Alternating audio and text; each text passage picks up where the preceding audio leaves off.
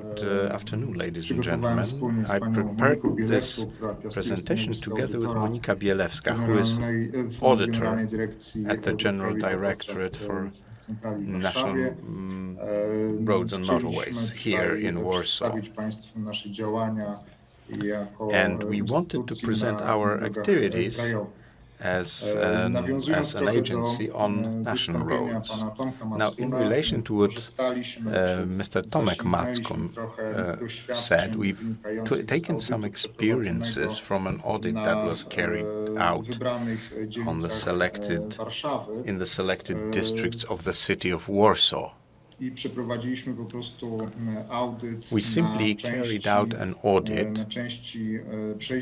of a certain section, of certain part of pedestrian crossings, which are located on national roads. We've, of course, followed the principles and the indications in terms of evaluation.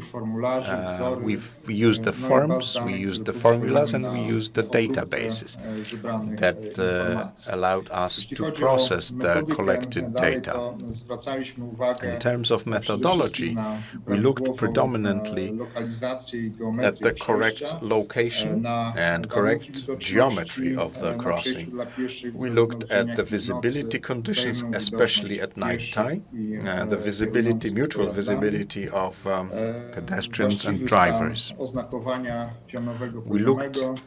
We verified the correct condition of vertical and horizontal markings.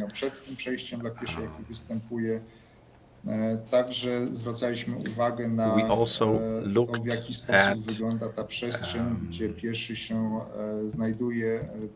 the approach to pedestrian crossing from the side of the pedestrian. Is it possible to safely reach the crossing, and is it possible to safely await before crossing? We also looked at the conditions of drainage in the area, and most importantly, probably the lighting condition. In terms of the scope of our work, we divided our analysis into several stages. In 2019, in the first phase, we audited 700, almost 700 crossroads. These were the crossroads where there's the lowest safety, lowest road safety. We're talking about sections in which the accidents were most common. This is a graph of how this was located by branch of our directorate. We left the evaluation of the remaining pedestrian crossing for the second stage, and that second stage is now underway. Now, as we did that, we made some measurements. We performed site visits. We took measurements of visibility and took pictures. As a result of the audits, we filled in the audit forms. These were supplemented with road safety auditors' opinions, and based on these materials, we created a ranking of pedestrian crossings, focusing on the ones that required an urgent improvement.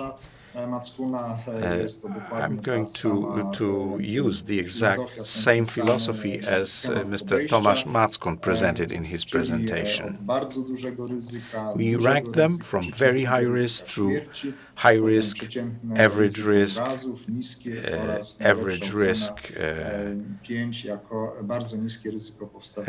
of death and serious injury, average risk of light injury, low risk, very low risk. So this is the result for the first stage. Approximately 9% of the audited pedestrian crossings proved to be highly or very highly dangerous. They posed high or very high risk to the pedestrians. problemów jest we can zupełnie see that inny. Dlaczego? Dlatego, że z te grupy zidentyfikowanych zagrożeń, groups of które u identified nas threats zostały which we've found zidentyfikowane, to oczywiście brak lub niewystarczające include the urządzenia dla following. niewidomych, There's lack or niewidzących. insufficient devices for visually impaired. This is true for 70% of all audited crossings. The reason probably is in the fact that there are no detailed guidelines. It wasn't obligatory in the previous times. Natomiast to jest dosyć proste jakby But this is something that is fairly simple to do. Poza tym takie You just najważniejsze put them in. problemy, The most które important zostały problems, however, zidentyfikowane, that to were identified bardzo wysoka lub wysoka are the prędkość following. pojazdów w obszarze High or very high velocity of vehicles in the area of pedestrian niechroniony crossings. pieszy na krawędzi przejścia dla pieszych, Unprotected pedestrian lub at the edge of the pedestrian też crossing. najważniejszym właściwie And probably the problemem, most zagrożeniem important jest problem, to, the most że important wiele threat, przejść dla is pieszych that wymaga many oświetlenia pedestrian crossings lub require rozświetlenia, lighting bo na or 14% additional lighting. tych przejść, które zostały 14% of skontrolowane all audited na pedestrian gromadzenia crossings się did not have wypadków, any lighting at all. 14% przejść nie ma żadnego oświetlenia. Co ciekawe, tutaj zupełnie nie wyszły na przykład Interestingly, problemy we do not związane have z parkowaniem, any tak issues jak related miało to miejsce na przykład w parking Warszawie, tutaj or na odcinkach the problem was very popular in Warsaw. Parking was a serious problem for pedestrian safety at the border crossing. Here, outside the city limits, nieco w inne miejsce. doesn't exist among the priorities at all. Takie przejście dla This pieszych, is a pedestrian crossing, być może, że which okazałoby się, że perhaps można by było zakwalifikować jako przejście sugerowane. could be considered as a suggested crossing.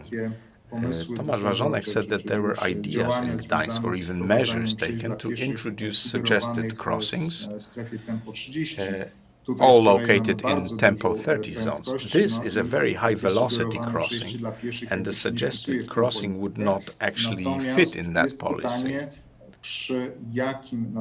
The question, however, is what sort of traffic intensity is really the threshold above which we need to put in a pedestrian crossing. Because why do we build them if there is no traffic? What we need to do is to make sure that the crossing is safe. Is it really needed to reduce the speed of drivers to 50 kilometers per hour when the visibility is excellent? The straight road reaches all the way to the horizon both ways. Probably a speed limit of 50 kilometers an hour in approach to the pedestrian crossing would not be appreciated and or understood by the drivers. Perhaps a different solution should be made. Perhaps a different way to enable pedestrians to cross the street should be found. Now, what measures have been undertaken? Most importantly, we have two groups of measures. The first are the ones which, from the point of view of road administrator, are easy to do. Improvement of visibility and marking.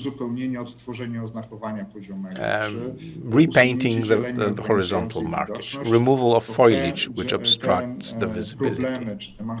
So these are the problems or issues that were noted by auditors, and almost immediately, with a single order, they were reduced because it is not in any way difficult or costly or a problem for the road manager. The problem, however, is that in many cases, we need to introduce lighting or additional lighting at the pedestrian crossing. And this is a problem that is related to our legal solutions and our law system. We do not have a way to directly install lighting for the pedestrian crossing because in accordance to the energy law, that is the task for local authorities.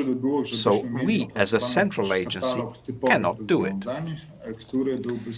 We decided also to create a catalogue of solutions that would be consistent in terms of the proposed solution, lub po prostu w ogóle wychodząc dalej na wszystkich przejściach dla pieszych. Wiadomo, że binding, for instance, for a single road manager, but also probably for all pedestrian crossings. We have to keep in mind, though, that there is differing specificity for the various types of pedestrian crossing. It's different in a metro area, it's different in a little village.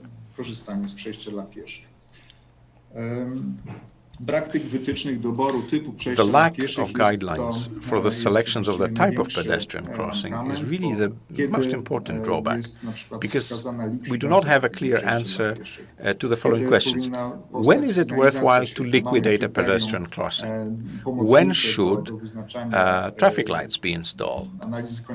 When should there be dual-level pedestrian crossing? Powinny być osiągane na przykład na poziomie liczby pieszych The lighting for pedestrian crossings is now this should really be made dependent on the number of pedestrians crossing. In case of national roads, na przejściu dla pieszych powinno się pojawiać około 50 pieszych na godzinę. that will never happen. Theoretically, you need to have 50 pedestrians per hour. Where we made measurements, we had pedestrian crossings where we had 12 people in the morning rush hour. 12 people crossed the street to take a bus. For another 7 hours, there were none. So there is no need really for a pedestrian crossing, and especially not for traffic lights. The next big conclusion relates to the lighting scheme and the lighting for the pedestrian crossing. The energy law defines this as a task of the municipality at the lowest level. Now, what if the road manager, such as us, can see the need to add lighting to the pedestrian crossing? What can we do with this? If we make a request, it could be perceived as a violation of financial discipline, because we're at the central level and we're telling a local authority to put in lighting. So perhaps one of the post-conference conclusions should be that we need to define additional lighting for the pedestrian crossing, or